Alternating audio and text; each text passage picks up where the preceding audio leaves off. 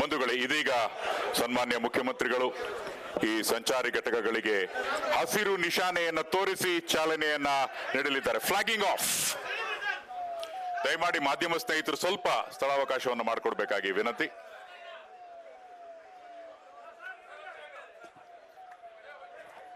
ಕರ್ನಾಟಕ ಕಟ್ಟಡ ಮತ್ತು ಇತರೆ ನಿರ್ಮಾಣ ಕಾರ್ಮಿಕರ ಕಲ್ಯಾಣ ಮಂಡಳಿಯ ವತಿಯಿಂದ ಸಂಚಾರಿ ಆರೋಗ್ಯ ಘಟಕ ಬೆಂಗಳೂರಿನಲ್ಲಿ 6, ಬೆಳಗಾವಿಯಲ್ಲಿ 6, ಹೀಗೆ 3 ರಿಂದ 5ರವರೆಗೆ ಉಳಿದ ಜಿಲ್ಲೆಗಳಲ್ಲಿ ಇದರ ಸೇವೆ ಲಭಿಸುತ್ತೆ. ಈಗಾಗಲೇ ನಿಮಗೆಲ್ಲ ತಿಳಿಸಿರೋ ಹಾಗೆ ಸನ್ಮಾನ್ಯ ಮುಖ್ಯಮಂತ್ರಿಗಳು ಸಹ ತಿಳಿಸಿದ್ರು.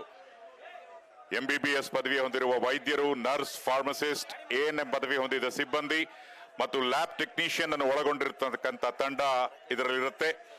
ಎಲ್ಲಾ ವಾಹನಗಳಲ್ಲಿ GPS ವ್ಯವಸ್ಥೆ ಇರುತ್ತೆ. ನಿರಂತರವಾಗಿ ವಾಹನದ ಸಂಚಾರ ಮತ್ತು ವೈದ್ಯಕೀಯ ಸೇವೆ ಮೇಲೆ ನಿಗಾವನ್ನ ವಹಿಸಲಾಗುತ್ತೆ. ಈ ಸಂಚಾರಿ ಆರೋಗ್ಯ ಘಟಕಗಳ ದೈನಂದಿನ ಕಾರ್ಯನಿರ್ವಹಣೆಯ ಮೇಲ್ವಿಚಾರಣೆ ನಡೆಸೋದಕ್ಕೆ ಮಂಡಳಿಯ ಕೇಂದ್ರ ಕಚೇರಿಯಲ್ಲಿ ಕೇಂದ್ರೀಕೃತ ಕಮಾಂಡ್ ಸೆಂಟರ್ ತೆರೆದು ಯೋಜನೆಯ ಅನುಷ್ಠಾನದ ಪ್ರಗತಿಯ ಮೇಲೆ ನಿಗಾವನ್ನ ವಹಿಸಲಾಗುವುದು. ಈ ವಾಹನದಲ್ಲಿ ಚಿಕಿತ್ಸೆ ಪಡೆಯೋದಕ್ಕೆ ಬರುವ ಎಲ್ಲ ಕಾರ್ಮಿಕರಿಗೂ ಆಯುಷ್ಮಾನ್ ಭಾರತ್ ಆಭಾ ಕಾರ್ಡ್ ಯೋಜನೆಗೆ ಅಳವಡಿಸಿ ಕಾರ್ಡ್ ಅನ್ನು ನೀಡಲಾಗುತ್ತೆ.